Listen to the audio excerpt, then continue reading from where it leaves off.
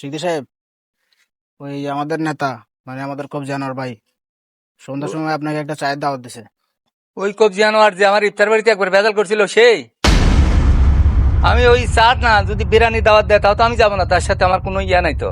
কারণ এবার আমি ইলেকশন করব তার প্রতিদ্বন্দ্বী হিসেবে, এবং এমন ভাবে নির্বাচন করব মানে বিপুল ভোটে আমি তাকে হারাবো। না, আনোয়ার ভাই আপনাকে দাওয়াত দিছে এই কারণে আপনার সাথে একটা বৈঠক করবে। তার সাথে আমার কোনো বৈঠক হবে না, বলে দিও। কবজি আনোয়ারকে, ওকে আমি চিনি না। যাও যাও, বলে দিও। তাহলে কি আপনি আনোয়ার ভাইয়ের দাওয়াত গ্রহণ করবেন না? দূর, ওরে আমাকে গুনায় সময় ইয়ার সময় আছে নাকি? কোন কবজি আনোয়ার ফানোয়ার, যাও বলে দিও তারে। ঠিক আছে তো? হ্যাঁ ঠিক আছে, দেখা যাবে। নির্বাচন সাবধানে করেন। আচ্ছা দেখা যাবে। ঠিক আছে ঠিক আছে।